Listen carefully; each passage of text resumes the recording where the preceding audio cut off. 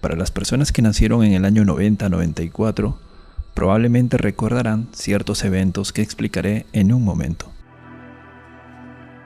En la década de 1960, específicamente en el año 1962, Dorothy Hamre y John Prochnow, del Departamento de Medicina de la Universidad de Chicago, encontraron el coronavirus. ¿Y cómo lo hallaron? Resulta que era invierno y para esa fecha habían estudiantes de medicina enfermos. Es así que en el laboratorio estos estaban estudiando los efectos de los virus en los órganos. Para ese tiempo el virus más conocido o más común en producir resfrío era el rinovirus.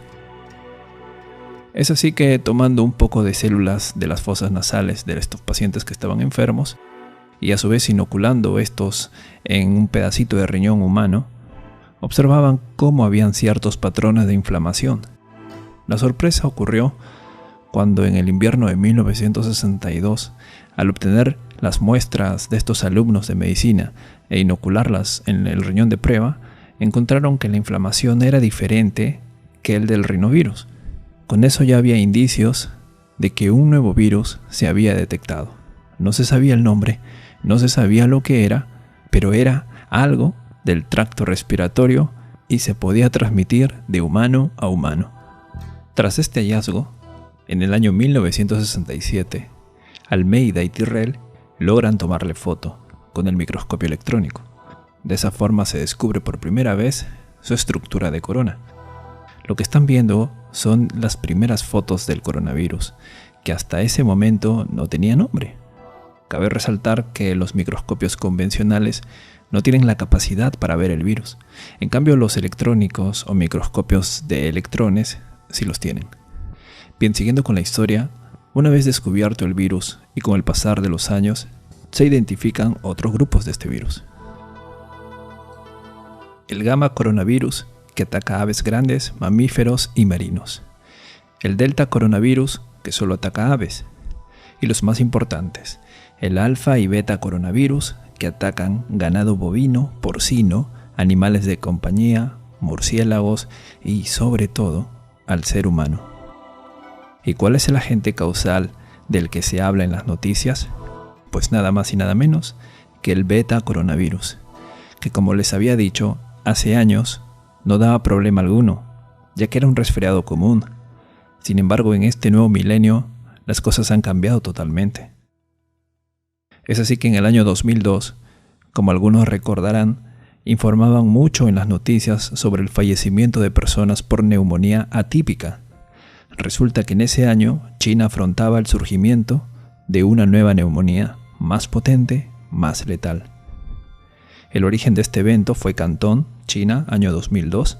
Las personas infectadas fueron 8.098, de los cuales fallecieron el 9.5%. Sin embargo, el brote cerró en el 2004, cuando se pudo controlar la enfermedad. Muchos se preguntarán, ¿y por qué no fallecieron todos? La respuesta es simple, y es que depende mucho del sistema inmunológico de cada persona. El grupo de riesgo o los que llevan la peor parte son los diabéticos, ancianos, niños, personas con defensas bajas y enfermedades crónicas. Otra pregunta que se hace es, ¿y qué es una neumonía típica?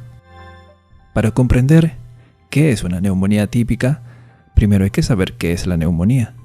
Y una neumonía, en palabras sencillas, es una inflamación demostrada del tejido pulmonar. Es decir, una persona que tiene fiebre, tos con expectoraciones, a las justas puede hablar, tiene escalofríos, le duelen las costillas y respira rápidamente. Este es un cuadro típico o común de una neumonía por infección bacteriana, por ejemplo. Sin embargo, en el 2002 ese coronavirus producía síndrome respiratorio agudo severo, que en otras palabras serían los mismos síntomas que les acabo de comentar, pero que se da de manera más rápida, y la persona se asfixia, no puede respirar, además se le suma dolores musculares y fiebres muy altas. Esto fue lo que salía en las noticias ahí por el año 2002-2003. Felizmente pudieron controlarlo, es decir, aislaron a las personas enfermas para que no contagien y les daban tratamiento esperando que se sanen. Sin embargo, hubo como 800 fallecidos. Bien, el siguiente evento ocurre en el 2012 y hasta el día de hoy sigue activo. Se trata del mismo virus, el beta coronavirus, pero esta vez en el Medio Oriente. Por tal razón, el diagnóstico es síndrome respiratorio severo asociado a Oriente Medio o Medio Oriente, que es la misma enfermedad que ocurrió en China en el 2002, solo que esta vez el lugar de origen fue Arabia Saudí, por la misma neumonía típica. Lo que sucede es que en este país no hay un control tan estricto como el que hizo China. Y los medios de comunicación, pues, ni lo han hecho notar, ¿no? Con esto ya tenemos la información de que el virus siempre ha estado, solo que produce una neumonía muy potente y si uno tiene defensas bajas corre mucho riesgo. Pasemos ahora a la parte final, el coronavirus actual. ¿Qué ha sucedido? En primer lugar, se sabe que el virus es del mismo género, o sea, el beta coronavirus. Sin embargo, este ha mutado. Por tal razón es llamado nCoV 2019, es decir, novel o nuevo coronavirus, y entraría a tallar como una enfermedad reemergente. Para que se pueda entender, es como si de repente apareciera el primo del VIH y ya no solo te baja las defensas, sino ahora te deja calvo, algo así. Por tal razón las autoridades se alarman y tienen que poner en cuarentena a las personas y es necesario crear un ambiente especial. Por tanto, es digno de admirar la labor que está haciendo China para controlar la enfermedad. Algunas personas se preguntan, ¿cómo es que aparecen los virus? La respuesta es simple, y es que el 75% de las enfermedades emergentes o nuevas son una zoonosis, es decir, la transmiten los animales. Por ejemplo, lo más aceptado del VIH es que el virus de inmunodeficiencia del simio fue transmitido al ser humano,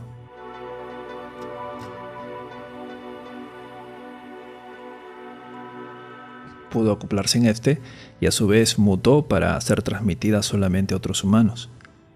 Los virus no tienen vida, son estructuras proteicas que contienen ADN o ARN con la capacidad de alterar otras estructuras celulares.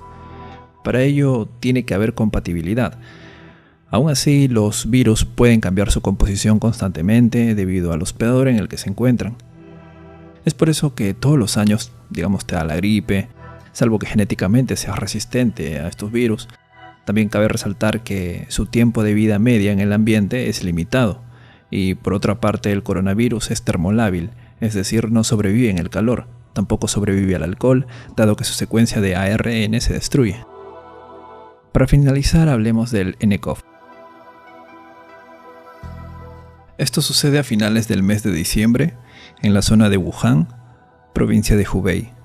De repente varias personas empiezan a padecer de neumonía, de los cuales muchos de estos entraban a cuidados intensivos debido a la intensidad de esta enfermedad, algo que llamó la atención de los médicos. Por tal razón, lo constataron como un brote local y probablemente se trate de una nueva enfermedad.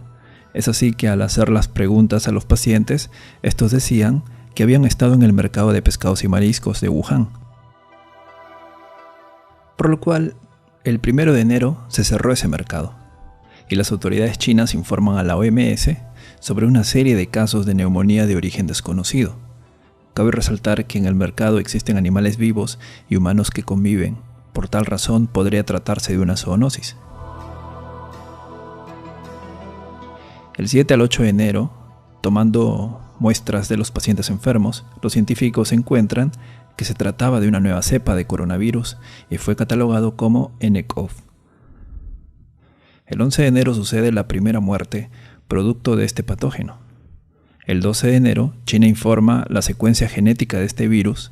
De esa manera ya se pueden hacer los primers o cebadores que permiten identificar el virus mediante exámenes de laboratorio.